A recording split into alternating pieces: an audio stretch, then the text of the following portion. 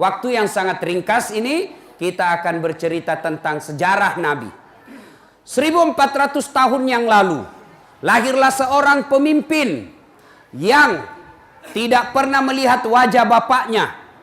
Bayangkan, dek gagan tembok nah. Tidak pernah dilihat wajah bapaknya. Bersama ibunya cuma 2 tahun saja. 2 tahun saja 4 hari bersama ibunya. Masya Allah. Pindah dari kakeknya, pamannya. Kemudian hidup dalam keadaan miskin. Masya Allah. Dihina, dimaki, diusir dari kampungnya. Masya Allah. Diusir dari kampungnya. Siapa yang usir? Pamannya sendiri. Siapa yang perangi? Sepupu satu kalinya sendiri. Siapa yang menghinanya? Satu kampungnya.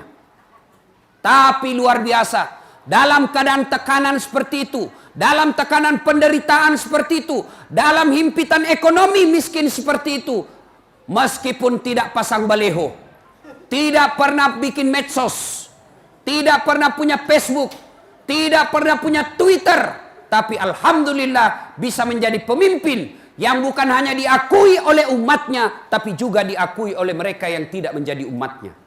Bayangkan, bukan hanya umatnya yang akui, umat lain pun mengakuinya. Non-muslim pun mengakuinya. Woi, ndak usah lihat itu yang masuk dari pintu. Lihat-lihat saya. Woi, ndak usah lihat yang pintu masuk dari itu. Dan makanya lain kali kalau mau di depan, cepat datang. Supaya tidak mengganggu konsentrasi. Nah, itu bagian dari godaan setan. Saya karena kalau ceramah ada kegiatan lain tersinggung saya. Coba buka jendela, buka lewat pintu. Cocok ini?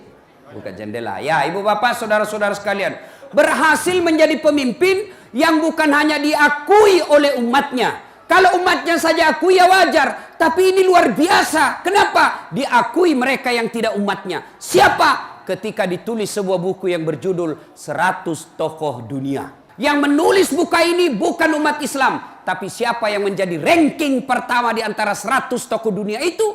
Dialah Muhammad sallallahu alaihi wasallam yang malam ini kita peringati maulidnya. Rasulullah sallallahu alaihi wasallam tidak pernah melihat wajah bapaknya, tapi berhasil menjadi pemimpin yang kepemimpinannya bukan hanya diakui oleh umatnya, tapi juga diakui oleh mereka yang tidak menjadi umatnya. Nah, ibu bapak, saudara-saudara sekalian, usia beliau masih 2 bulan dalam kandungan, wafat bapaknya. Kemudian usia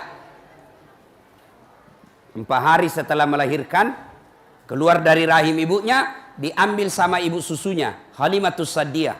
Dari Halimatus Sa'diyah balik usia 4 tahun, kembali ke ibunya, pergi ziarah kubur. Nah, pergi ziarah kubur bersama ibunya, ini maknanya tidak dilarang ziarah kubur. Boleh pergi ziarah kubur dengan catatan tidak meminta-minta di kuburan.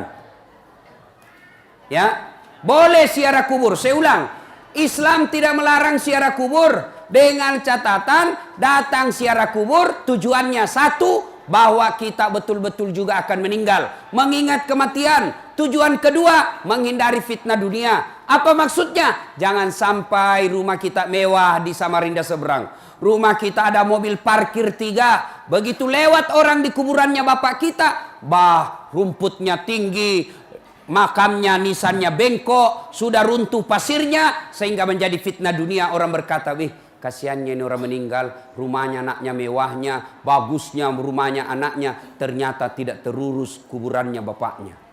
Itu tujuannya ziarah kubur. Jadi jangan lagi pergi minta-minta. Biasa kita itu dulu Riolo Romai. Kalau selesai pengantin kita pakai baju kemeja putih, pakai songkok baru, pakai lipat sabde. Sama itu istrinya pergi ziarah kubur ditemani bapaknya. Baru duduk di depan kubur, nah bilang bapaknya, oh ambo, katu kasih anakmu pure boting, ilo doang ngikasih masempo dan lekna, beleng-beleng. Kenapa ada orang mati doakan orang hidup?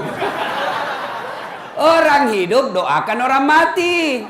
Tidak boleh orang minta-minta sama orang meninggal, itu sudah mati. Ya.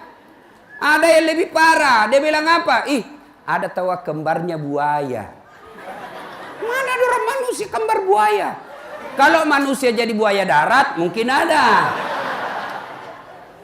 Ya, enggak boleh itu percaya begitu ada orang kembar binatang. Enggak ada itu.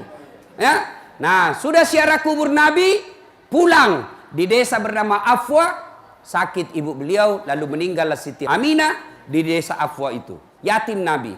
Usia Nabi yatim diambil oleh kakeknya Abdul Muttalib, usia 6 tahun. Sampai usia 8 tahun meninggal lagi, kasihan kakeknya. Coba bayangkan, tidak pernah dilihat bapaknya. Usia 6 tahun meninggal ibunya.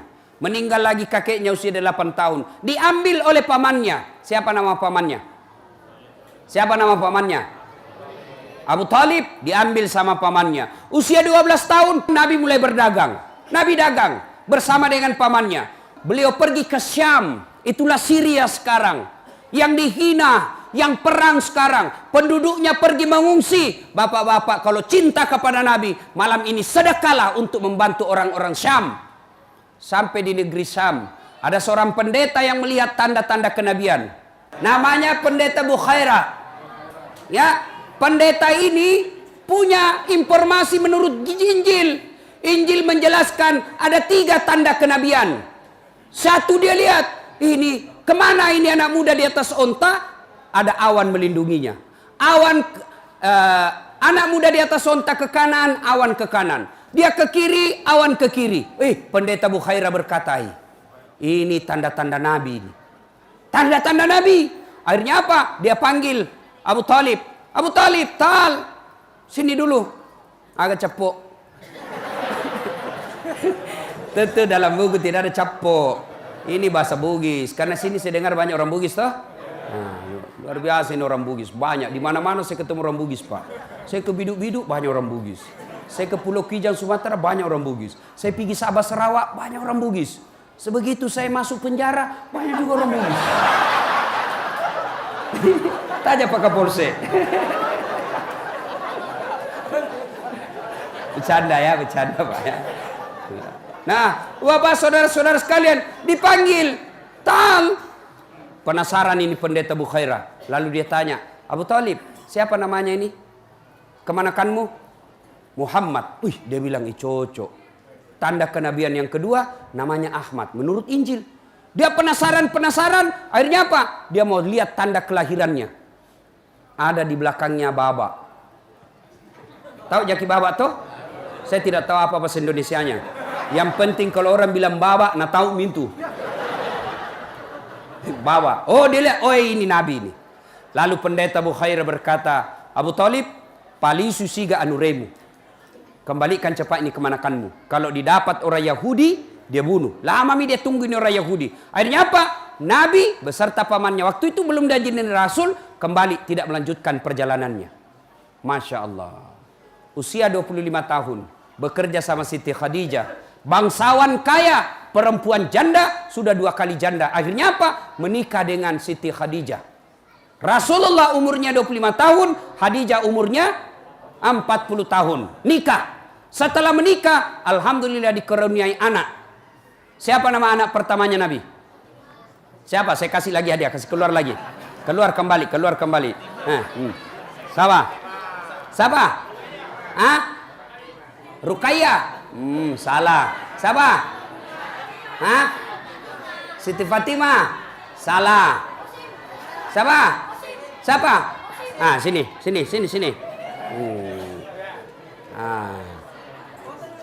Foto cepat. Ya, sebelum jawab pertanyaannya Pak Ustadz, ada passwordnya. Siapa namanya neneknya Ustadz Dasat? Apa? Jawab memang aku. Selama uangku ini.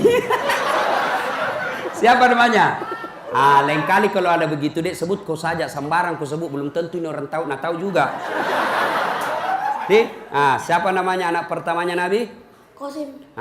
Qasim. Makanya Nabi juga disebut Abul Qasim, bapaknya Qasim. Hadiah. Beda tuannya Ustaz dengan uang Kapolsek? Beda rasanya, bos. Nah, ibu bapak, Siapa yang tahu berapa anaknya Nabi? Berapa? Dua. Tiga. Berapa? Berapa?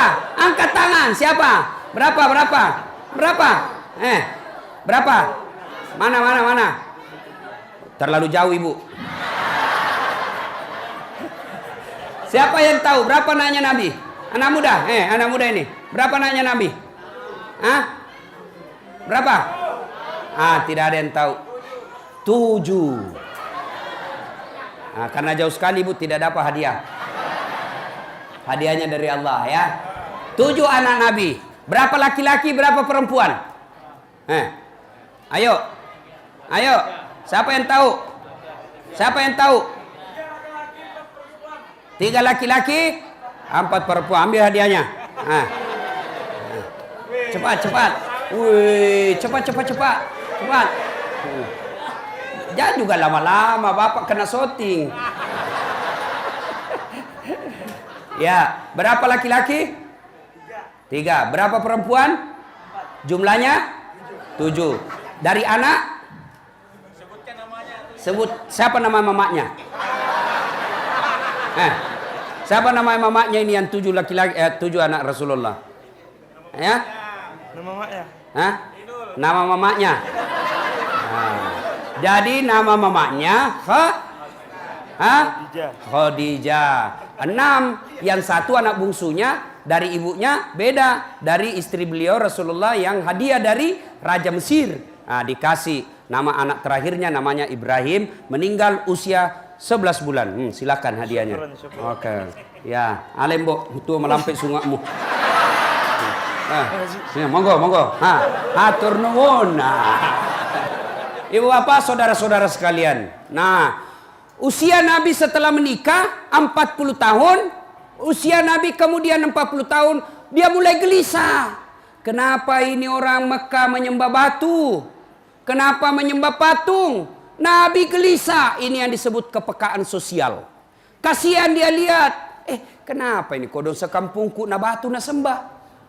Akhirnya apa? Nabi selalu merenung di gua. Siapa yang tahu nama guanya? Siapa? Gua Hira, semua tahu jadi tidak dikasih hadiah. Merenung Nabi di Gua Hira. Akhirnya pada malam 17 Ramadan dipeluk Nabi. Iqra, baca. Nabi bilang, saya tidak tahu membaca. Baca, saya tidak tahu membaca. Akhirnya Nabi ketiga kalinya lalu berkata, Iqra bismi rabbikal ladzi khalaq. Baca atas nama Tuhanmu. Akhirnya apa? Dilantiklah Nabi menjadi rasul pada usia 40 tahun. Pulang dari menerima wahyu, pulang dari itu, kemudian Nabi sampai ke rumah beliau. Bib. Habib Anas sudah lapor. Wih, Ustaz sana.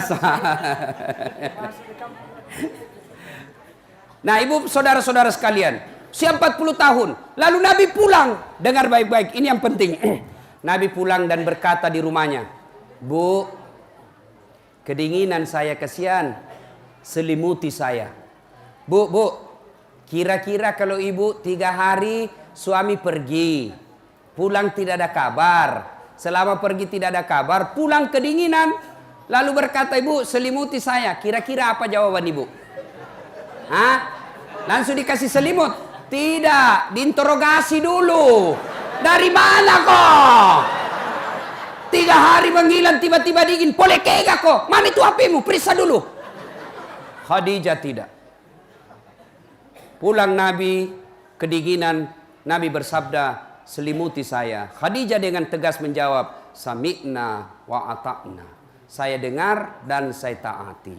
Hikmah maulid pertama, ibu-ibu kalau mau mencintai Rasulullah, maka cintai Rasulullah dengan cara apa? Hilangkan sangka buruk kepada suami. Banyak rumah tangga yang berantakan, kenapa? Karena selalu sangka buruk sama suaminya. Telepon suaminya dari pagi sampai malam tidak ada jawaban. Sangka buruk, pasti ada cewek di sampingnya. Telepon suaminya tidak dijawab, sangka buruk, pasti dia lagi ngambek ini. Jangan, bersangka baiklah. Telepon suami tidak dijawab, sangka baik. Oh, mungkin HP-nya dilupa di jok mobil. Oh, mungkin suamiku lagi sholat duha. Oh, mungkin suamiku lagi menghadap sama bos. Maka berhentilah bersangka buruk, karena tidak ada sangka buruk yang baik. Tidak ada baiknya sangka buruk. Hikmah maulid, berhentilah sangka buruk kepada sesama manusia, terutama dalam rumah tangga. Sangka baik saja. Tiba-tiba ibu lagi di rumah ngaji, masuk SMS, Bu, saya lihat suami tak bonceng cewek. Maka kalau dia wanita muslimah yang baik, maka dia jawab, Alhamdulillah, berarti suami saya dapat rezeki. Dia bilang lagi yang kirim, kok bisa? Karena suamiku tukang ojek, jadi pantas dia pantas. Tenang perasaan. Berhenti sangka buruk. Tidak ada baiknya sangka buruk. Berdoa pun tidak boleh sangka buruk kepada Allah. Saya kenapa 3 tahun ini berdoa, kok tidak dikabulkan doaku? Percaya bahwa apa yang Bapak minta tidak baik. Ya Allah, mudah-mudahan saya jadi pedagang yang sukses. Allah tahu kalau ibu jadi pedagang yang sukses, ibu sombong, tidak datang ke masjid, maka Allah senang. Biarlah ibu tetap miskin supaya datang ke masjid. Saya dulu daftar tentara. Tes fisik tidak lulus, Pak. Kenapa? Ceper. Tidak cukup tinggiku. Ya Allah, kenapa kok lahirkan saya dalam keadaan pendek? Aku tidak ada rugi jadi Tuhan kalau saya jadi tentara. Tidak lulus saya, Pak. Temanku lulus polisi. Sekarang dia reserse di Sulawesi Barat. Pakai baret merah. Saya lulus jadi ustadz pakai baret putih. Tapi alhamdulillah dengan baret putih yang saya pakai, mulai baret hitam sampai baret merah, kucaramaiku semua. Sangka baik, jangan sangka buruk. Saya 2013 ikut Pilwali Makassar. Dia bilang orang, kalah ke Ustaz? Tidak. Siapa bilang saya kalah? Cuma yang menang lebih banyak suaranya. Sangka baik. Saya tidak pernah sangka buruk. Alhamdulillah, dengan tidak terpilih di sana, saya bisa kemana-mana ceramah. Baru lagi saya pulang dari Jepang. Sebelumnya dari Amerika. Sebelumnya dari Itali. Tahu Itali? Tahu Itali? Tahu? Tahu? Hah? Tahu? Tahu Itali? Itu sampingnya. Coba luar biasa. Dengan begitu Allah kasih yang terbaik. Maka hikmah maulid ini, berhentilah sangka buruk. Sangka baik kepada Allah, kepada sesama manusia, terutama dalam rumah tangga. Jangan ada sangka buruk. Ada sesuatu, bawa ke sangka baiknya. Kenapa suamiku ini 2 hari saya telepon-telepon tidak aktif HP-nya. Sangka baik. Oh, kasihan barangkali HP-nya dicuri orang. Tenang perasaan. Kenapa ini orang dari tadi saya hubung-hubungi tidak ada. Oh, sangka baik. Oh, mungkin dia sibuk. Insya Allah orang yang sangka baik tidak rusak hatinya. Hati yang bersih akan baik dia punya hidup dunia akhirat. Sudah naik. Kemudian Nabi ada yang tanya. Ustadz, Nabi itu kan tidak tahu membaca. Tidak tahu menulis. Apa dia bodoh? Tidak. Tidak tahu membaca, tidak tahu menulis, tidak identik dengan bodoh. Kenapa? Banyak orang dulu, Pak, termasuk nenekku, tidak tahu membaca, tidak tahu menulis, tapi jago berdagang. Coba. Banyak orang tidak tahu menulis, tidak tahu membaca, tapi nah hafal itu uang. Nah tahu. 10.000 ini, 20.000, dia tahu. Berarti tidak tahu membaca, tidak berarti bodoh. Rasulullah tidak tahu membaca, tidak tahu menulis. Apa hikmahnya? Untuk menghindari fitnah bahwa Quran itu karya dan tulisannya Muhammad.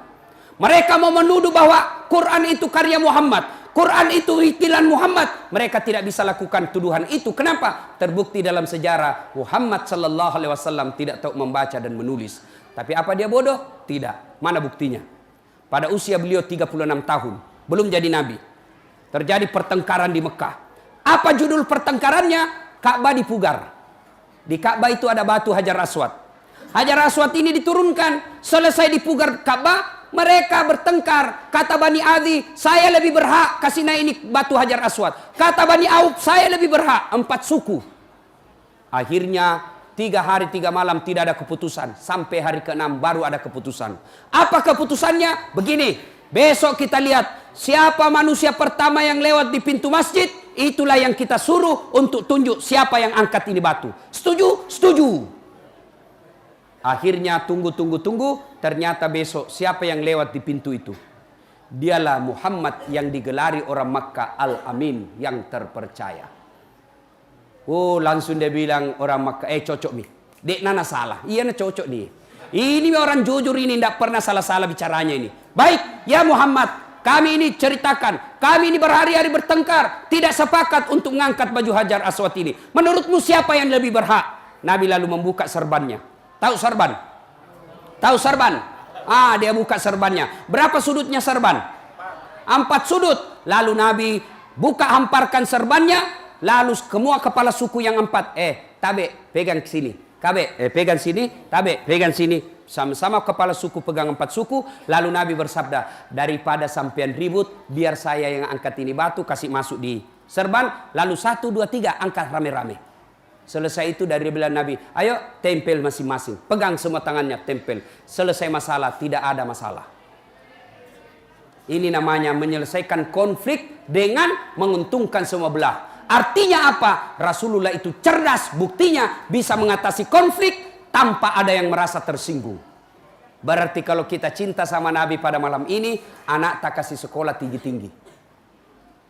Ustadz, bagaimana mau sekolah Ustadz? Bapaknya hanya petani. Bapaknya petani, tapi Tuhannya bapaknya maha kaya. Jangan sampai tidak sekolah karena tidak yakin. Allah yang ngatur rezeki anak kita, bukan bapaknya.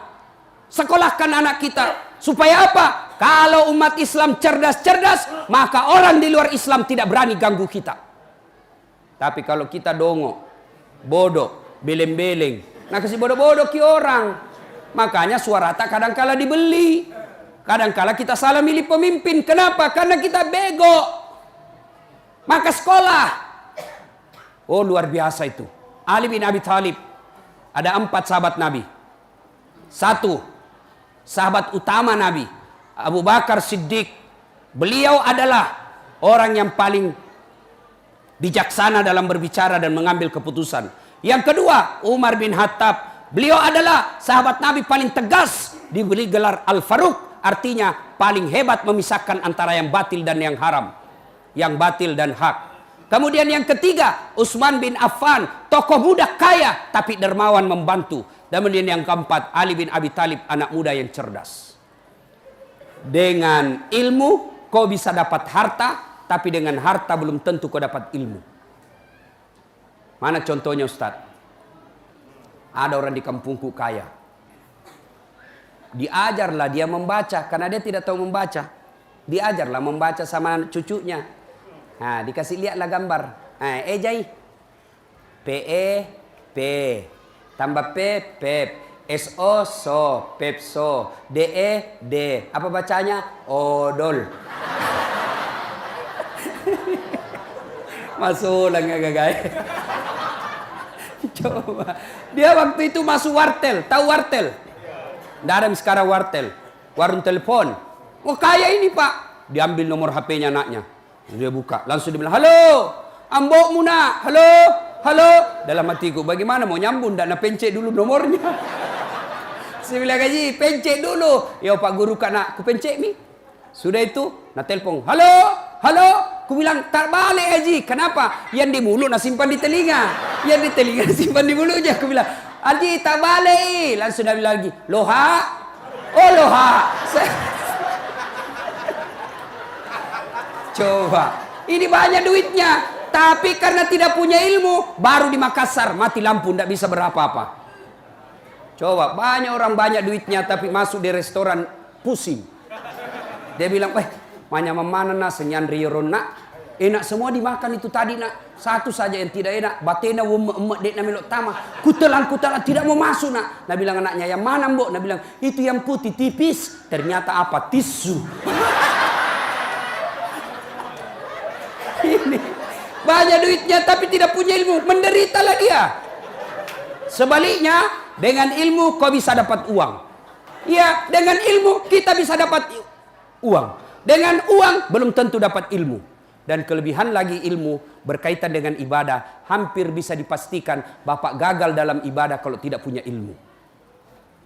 Tidak tahu syarat sahnya puasa. Tidak tahu syarat sahnya sholat. Tidak tahu syarat sahnya ibadah yang lain. Maka ibadah yang kita lakukan pasti batal. Contoh ya. Ada orang sholat, tidak ada ilmunya. Sholat takbir, aneh-aneh takbirnya. Dia begini, Allah. Begini. Takbirnya begini. Saya bilang, kadang-kadang baik. Lain juga ilmu nak kuliah ini aja. Saya datangi, saya itu kelemahan saya. Kalau ada saya lihat aneh-aneh, saya tidak puas sebelum saya tanya. Saya tanya lah itu. Garo. Apa dia bilang, nak, saya tulis Allah. Ya kan ini coba lihat. Iya toh Allah. Oh iya toh, masuk akal. Saya bilang, siapa ajar kita? Dia bilang, nenekku. Aku bilang, nenekmu Nabi. Coba. Ada lagi yang takbir begini, Allah. Dia kan begini. Saya tanya apa lagi itu? Dia bilang, satu Tuhan. Oh iya masuk akal. Mana dalilnya? Tidak ada. Bisa juga saya bilang, satu istri, tetap satu. Tidak boleh. Ada lagi orang sholat, ibadah, di sampingnya orang tua, dia kasih goyang jari-jarinya. Ini anak muda tidak mau kalah, nak kasih kencang. Saya tanya, kenapa begitu? Karena ini sudah tua, Ustaz Lobek mi. Saya masih full cas, Anda boleh.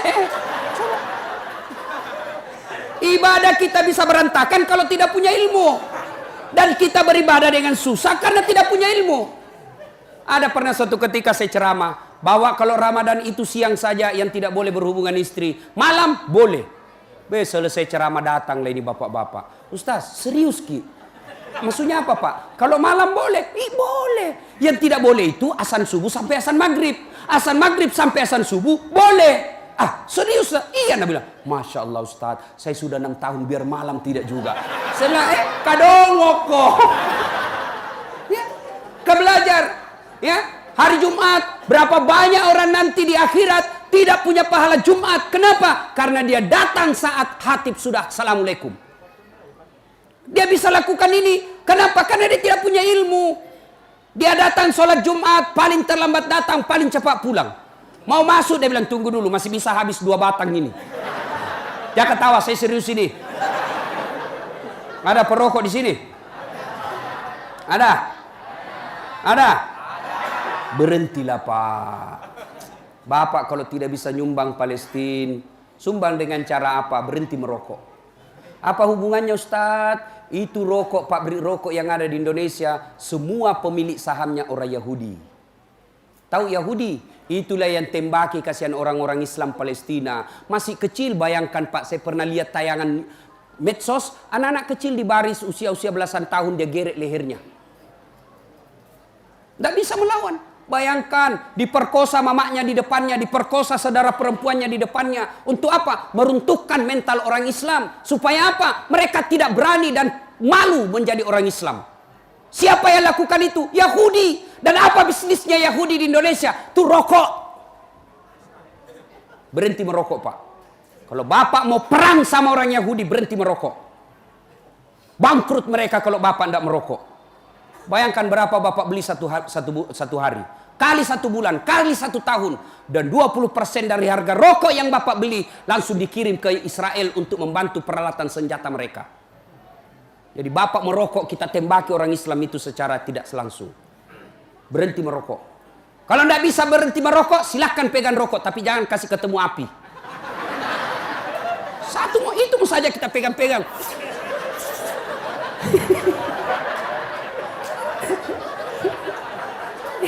Ya toh ada rosid diet apa. Tidak ada bedanya. Cuma bedanya ada warnanya kalau dibakar. Yang tidak dibakar kan angin juga itu yang keluar. Kan sama, cuma ada warnanya kalau ada rokoknya. Ya sudah, kalau Bapak tidak bisa merokok, berhenti ya begini saja. Ya kok ketawa, serius saya ini bos. Ya, kalau Bapak cinta sama Nabi, berhentilah merokok. Sudah, tidak usah panjang cerita. Kalau Bapak betul-betul cinta sama Nabi tamat tahun ini, wujud konkretnya nyata, berhenti merokok. Tidak ada hadis yang menjelaskan Nabi merokok. Ada Bapak pernah dengar Nabi menunggu sahabat yang datang sambil merokok 2 batang? Tidak ada. Saya juga biasa langsung ilfil kalau lihat Ustadz ada merokok. Aduh, tidak masuk akal saya juga itu biasa. Jangan berhenti. Mohon maaf kalau ada di sini. Mohon maaf. Ini tujuannya dakwah. Kalau tidak bisa berhenti, bangun sholat tengah malam. Ya Allah, berikan saya kemampuan. Hindari kecanduan ini. Tanpa bimbinganmu, ya Allah, saya tidak bisa berhenti. Ya Allah, saya berhenti. Saya niatkan tabungan uangku. Saya mau pergi ke Baitullah bersama Ustaz Das'ad. Sini Mi, daftar cepat sama saya. Ibu bapak, saudara-saudara sekalian. Sudah, berhentilah. Nah, selanjutnya. Usia Nabi makin uzur. 12 Rabiul Awal, hari Senin, tahun ke-11 Hijriah. Rasulullah Sallallahu Alaihi Wasallam sakit. Rohnya Nabi cabut naik ke atas meninggalkan telapak kaki. Dingin betis beliau sampai ke paha, sampai ke perut, sampai ke dada, sampai ke kerongkongan. Ketika hari kebangkitan, dibangkitkan Nabi.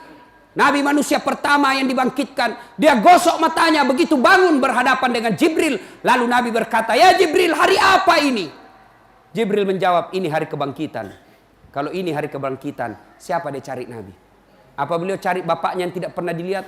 Apa beliau cari keluarganya, Hasan Husain cucunya yang tersayang? Tidak.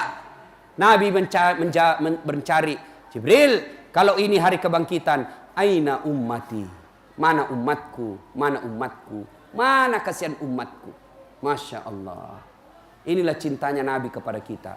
Nah sekarang bagaimana cinta kita kepada Nabi? Ayo. Bagaimana cinta kita kepada Nabi? Nabi jelaskan, sepelit-pelit di antara kalian, dia dengar namaku disebut, dia tidak bersalawat kepada aku. Kita biasa dengar Nabi Muhammad salawat tidak ikhlas. Muhammad sallallahu. Apa artinya itu, bos? Nabi Muhammad sallallahu. Panas saya cikali. Allahumma salli ala Sayyidina Muhammad wa ali Sayyidina Muhammad. Pak, bayangkan kecintaannya Nabi kepada umatnya. Ketika beliau dilempari di Taif. Datang malaikat menawarkan bantuan. Jibril berkata, "Tak lewat-lewat mana nih pak kampungnya? Keterlaluan mereka satu kampungnya Muhammad. Allah utus saya. Kau berdoa saja, saya timpakan mereka, saya hancurkan satu kampung." Mendengar ini, apa kira-kira jawaban Nabi? Misal nih, saya dilempar, dimaki, dilempar sampai jatuh gigiku. Datang Pak Kapadandim. Bagaimana Pak Ustaz? Tembak, hancurkan satu kampung. Tapi Nabi tidak. Apa jawaban Nabi? Ya Jibril, kalau hari ini Allah ingin mengabulkan doaku, saya hanya berdoa kepada Allah, ya Allah berikan mereka hidayah orang-orang Taif. Mereka melempari saya karena mereka tidak tahu apa yang saya bawa buat mereka. Akhirnya Allah mengabulkan doanya. Sampai sekarang dari semua kampung yang pernah saya lalui, saya pernah datangi di Saudi, Taif, orangnya akhlaknya baik-baik. Nabi doakan mereka baik akhlaknya. Nah, itulah cintanya Nabi kepada kita. Nah kita sekarang, mana cinta sama Nabi? Tulis saja nama Nabi kita malas. Namanya Muhammad Jabbar. Namanya Muhammad Faisal. Apa kita tulis Muhammad? Tidak, kita tulis saja M. Faisal. Apa itu M? Makan. Apa itu M? Minum. Apa itu M? Mabuk. Tidak, tulis yang lengkap. Muhammad Faisal. Jangan kau tulis-tulis ringkas itu nama Muhammad. Muhammad Faisal, M. Faisal. Atau biasa juga tulis Mu. Apa itu Mu? Marah Nabi itu kalau namanya dirusak-rusak begitu. Tulis yang lengkap. Muhammad Faisal. Lebih Faisalnya kau ringkas. Muhammad F.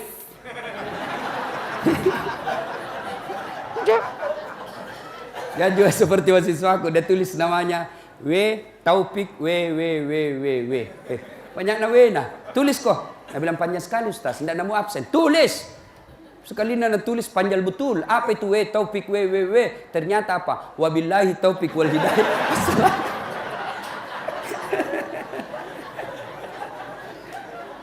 Cinta sama Nabi, ayo tulis nama dengan sebaik-baiknya. Itu bagian kecintaan kepada Nabi. Dengar nama Nabi disebut, selawat kepada Nabi. Nah ini lagi cinta kepada Nabi. Mohon maaf kalau ada bisnis begini. Apa itu? Prawedding. Foto-foto sebelum menikah. Itu ajaran dari Taiwan. Apa itu foto prawedding? Belum paku menikah, belum halal, kau sudah pergi baku peluk-peluk. Nah dek pengusaha. Ini kita dikasih bodoh-bodoh orang yang cari kerja. Mereka yang foto-foto begitu mereka cari kerja. Akhirnya apa? Dikasih bodoh-bodoh lah kita. Foto sebelum menikah, boleh foto, tapi jangan kasih baku peluk. Belum halal. Yang ngundang haji, ikut mengundang ulama, gedungnya Islamic Center, tapi foto pengantinnya kok begini. Kalau mau ada fotonya silakan. Foto sebelah kanan, perempuan dengan keluarganya, silakan. Foto sebelah kiri, laki-laki dan keluarganya. Jangan kasih baku peluk. Ini tidak nak kasih baku peluk. Di atas sepeda, pakai payung, mau pijual ikan. Tabe, ya, kasih naik sedikit, ya, kasih masuk tangannya, beleng-beleng. Jangan ada begitu, Pak. Baru-baru saya hadiri pernikahan, dengan bangganya dia bikin videonya, baku peluk-peluk sebelum menikah. Lalu dia bilang redaksi kalimatnya, ucapannya, bersangkutan berpacaran semenjak SMA. Apaan Tomakura Siri itu begitu? Dengan bangga dia sebut bahwa dari SMA dia pacaran. Apa itu pacaran? Merusak-rusak agama Islam. Yang lebih parah lagi, kita sampai kita tidak dikasih alternatif untuk sunnah. Apa itu? Standing party. Tahu ki standing party? Pesta berdiri. Tidak dilarang, tapi kami yang mau sunnah tidak boleh makan sambil berdiri, tidak boleh minum sambil berdiri. Kami mau melaksanakan sunnah, tapi tidak ada kursi. Akhirnya masa kita mau jongkok minum begini? Nah, shooting ki orang na foto Ustaz Dasat lagi jongkok. Tanpa apa? Kita keluar tidak makan, padahal enak makanan. Kita mau makan, melanggar sunnah, kita tidak makan, labai dan le. Jangan ketawa Pak, serius ini Pak. Kalau kita cinta sama Nabi, berhenti pesta-pesta seperti itu. Itu melanggar sunnah. Kalau kita cinta sama Rasulullah, tegakkan sunnah yang sederhana-sederhana. Apa yang sederhana-sederhana? Biasakan setiap mau tidur, doa dulu, itu sunnah.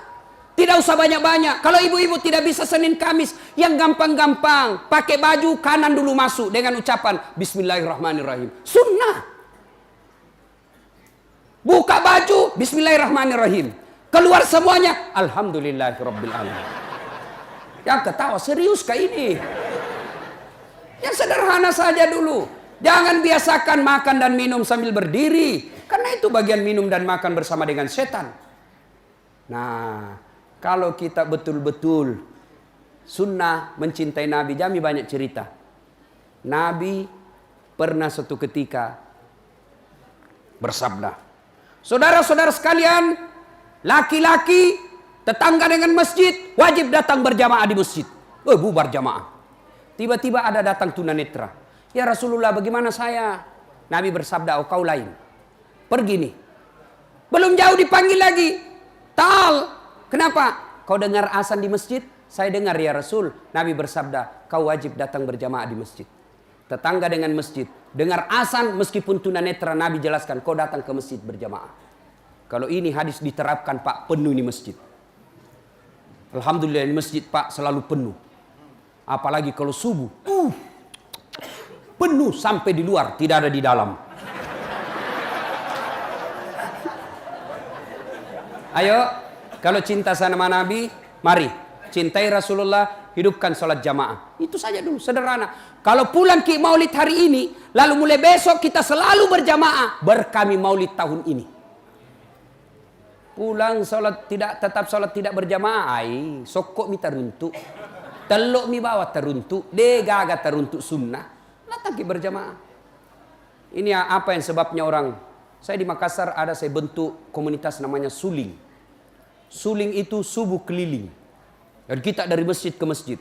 Selesai suling kita ngopi. Apa itu ngopi? Ngobrol perkara iman. Cerita-cerita. Insya Allah berkah hidup. Datang ke berjamaah Pak. Terutama ini muka-muka yang sudah muka sakaratil maut. Datang ke Pak. Jangan sudah muka sakaratil maut masih juga malas ke masjid. Maga pitu mutobat cilaka. Datang ke berjamaah. Kita juga yang imam, kalau datang orang berjamaah jangan terlalu panjang baca-bacanya. Ada juga itu imam suka nasiksa jamaah. Tidak tahu siapa yang ngajar. Itu menggunakan orang balik dulu sebelum takbir Pak. Lihat dulu siapa pasukan tak. Oh banyak nenek-nenek. Jangan yang panjang. Remati kasihan kita sisa baca yang panjang-panjang. Surah Al-Anfal ayat 2 sampai 40. Nah selesai. Itu orang di belakang orang tua begini mami ke sini. Naik lagi ke sini. Batina nasi satu matoi kasih la ilaha illallah. Jangan menyiksa, Pak. Nabi menjelaskan kalau kau jadi imam ringkaskan bacaanmu. Kalau kau jadi imam baca yang umumnya orang hafal. Tujuannya apa? Kalau ringkas orang tidak menghayal. Ya, ini tidak. Mau ki ikut. Tidak dihafal. Mau ki ruku. Belum mulai ruku imam terpaksa dibaca semua pengumuman. Matikan handphone. Coba, sudah dibaca lagi saldo kas, pemasukan. Dia baca semua, Pak. Sudah dibaca itu bajunya lagi orang dibaca. Persatuan Guru Republik Indonesia, cabang Samarinda seberangnya. Semua dibaca. Siapa yang salah? Imam.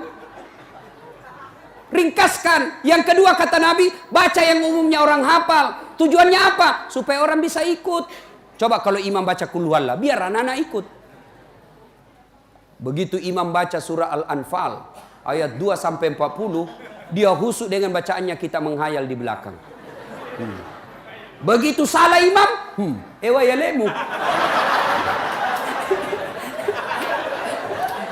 Siapa mau bantu kau ndak dihafal, Bos?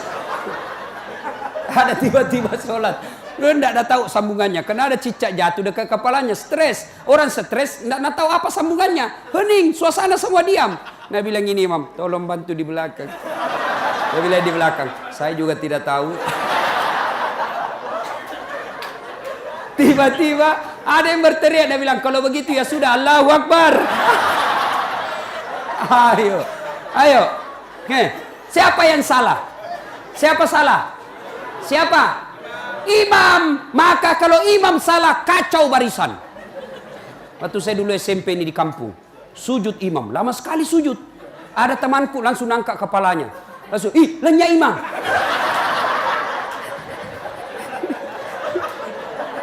Ternyata imam hilang, Pak, di depan. Bagaimana enggak kacau? Kacau jamaah satu masjid. Langsung saya pergi tanya, Pak Imam, mana kata salibiri jamaah? Metukanlah. Dan kentut saya bilang, lain kali Pak Imam kalau kentut, angkat dulu kepalanya jamaah supaya dia lihat pergi. Dia bilang, watung kena masiri kairita. Kacau salat. Yuk, siapa yang salah? Siapa salah? Imam. Kalau makmum kentut, jamaah tetap jalan. Kalau jamaah rusak wudunya, jamaah tetap jalan. Tapi kalau imam salah, kacau jamaah. Maka hati-hati milih imam. 2019 kita milih imam. Hati-hati milih imam. Bapak salah milih imam, Bapak menderita. Kalau jadi makmum, orang bodoh boleh jadi makmum. Menurut fikih, orang gila boleh jadi makmum. Anak-anak boleh jadi makmum. Doktor boleh jadi makmum. Insinyur boleh jadi makmum. Petani boleh jadi makmum. Tapi imam hati-hati. Ketat fikih mengaturnya. Kenapa? Karena dialah pemimpin. Kalau salah imam, berantakan kita punya pasukan. Jelas? Ibu bapak saudara-saudara sekalian, hidupkan sholat berjamaah. Andai Nabi jelaskan, andai saja umatku, dia tahu keutamaan sholat berjamaah, terutama subuh, mereka akan datang ke masjid walaupun mereka merangkak. Cuma kita malas datang ke masjid. Kenapa? Karena kita tidak lihat pahalanya. Ibu bapak saudara-saudara sekalian, banyak yang ingin kita sampaikan, tapi waktu yang terbatas. Belum? Belum apa? Bapak enak, saya yang capek.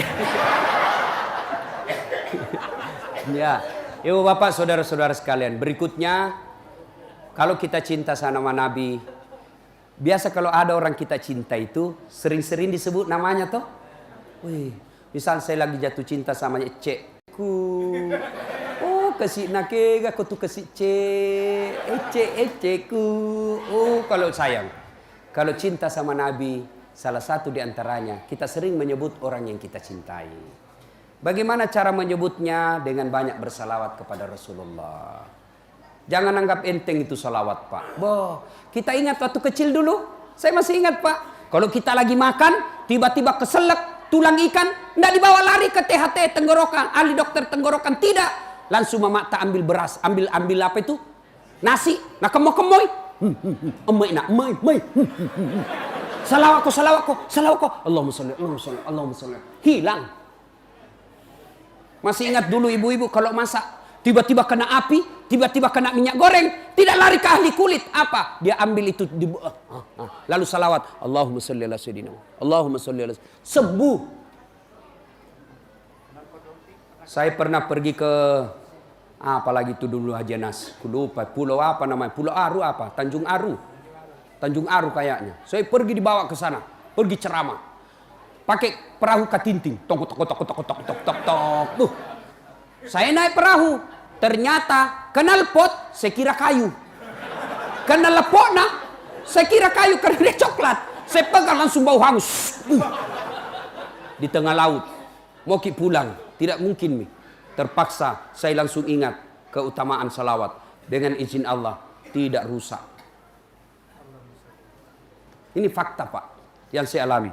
Salawat saja, banyak-banyak bersalawat. Ibu-ibu, ada masalah dalam rumah tangga, salawat sebanyak-banyaknya. Biar Allah yang tolong kita.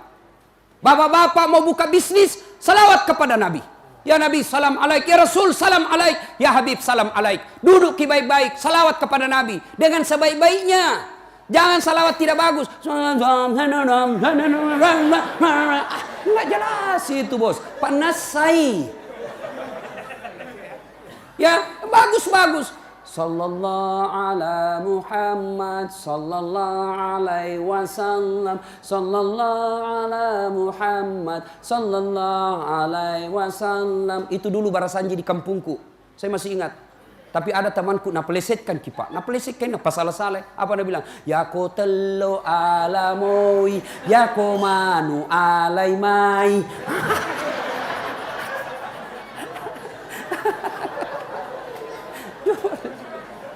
Ayo, banyak-banyak bersalawat, Pak.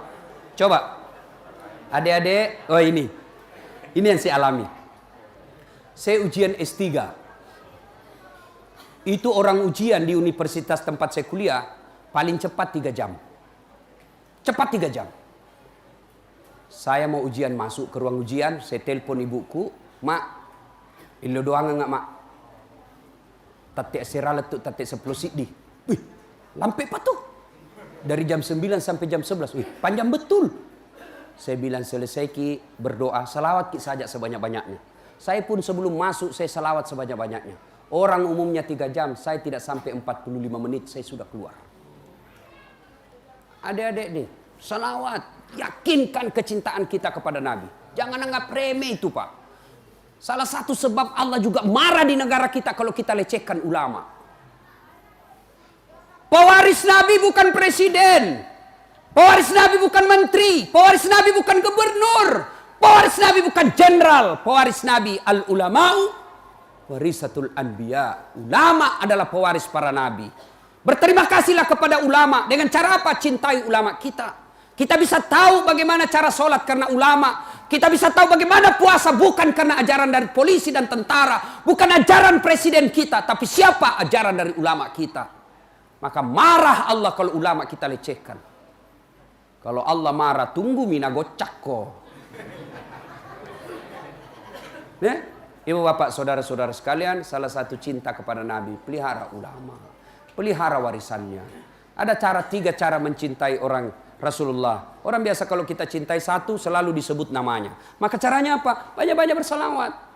Ya Nabi salam alaika, ya Rasul salam, salam alaika. Ya Habib salam alaika, salawatullah alaika. Itu model orang-orang tua yang syahdu. Kalau model anak muda milenial lagi jogging, salawat. Salatullah salamullah ala toha rasulillah, salatullah salamullah ala yasin habibillah. Itu gaya-gaya anak muda. Gaya-gaya tempo dulu. Salatullah salamullah sambil bikin pisang goreng. Ala toha rasulillah salatullah. Itu salah satu wujud kecintaan kepada Nabi. Bayangkan. Coba maki bedek. Pernah ki dengar ayat bahwa Allah juga sholat? Pernah ki dengar ayat Allah ikut puasa? Pernah dengar ayat Allah ikut haji? Tidak. Tapi ketika Allah perintah kita sholawat, innallaha wa malaikatahu yusalluna ala nabi. Allah dan para malaikatnya pun ikut bersalawat kepada Rasulullah Muhammad sallallahu alaihi wasallam. Kalau kita cinta kepada Nabi dan Rasul, mulai hari ini tingkatkan kecintaan itu dengan cara apa? Memperbanyak salawat. Imam Al-Ghazali dalam kitabnya Ihya'ul Ulumuddin mengajarkan sebuah zikir sepekan. Salah satu isi dari zikir sepekan itu, ada satu hari kita bersalawat kepada Nabi paling kurang 1000 kali. Ibu bapak saudara-saudara sekalian, inilah tausiah kita pada taklim kita kali ini. Mudah-mudahan ada manfaat. Kalau ibu bapak masih mau mendengar ceramah saya, gampang sekali. Silakan ambil aplikasi handphonenya, buka aplikasi YouTube, tag YouTube, tulis nama Das'at Latif. Keluar itu ceramahku banyak, sampai ratusan. Silakan ibu cari judul. Cara mendidik anak ada, kewajiban suami kepada istri, kewajiban istri kepada macam-macam. Silakan. Sudah itu kasih tanda begini. Ini ya. Jangan begini. Kalau kau kasih begini, nah cari kau malaikat nanti. Mana itu yang tidak suka dakwah. Kalau tidak suka, jangan kasih begini. Tidak usah begini, jangan juga kasih begini kita, bos. Ya, sudah. Jangan, yang paling penting lagi komen sedikit. Hebat Ustadz. Lebih bagus lagi, like and share. Tambah hebat lagi, subscribe. Itu yang panjang-panjang. Mau yang pendek-pendek namanya cersi. Ceramah singkat, 1 menit. Apa itu? Silakan follow saya di Instagram. Tulis nama saya Das'at Latif 1212. Das'at, D-A-S-A-D. Das'at Latif 1212. Keluar itu ceramahku yang ratusan, 1 menit. 1 menit. Sudah mi Ustaz, ku cek, tidak mau ya Ustaz. Berarti tidak ada kuotamu sotak.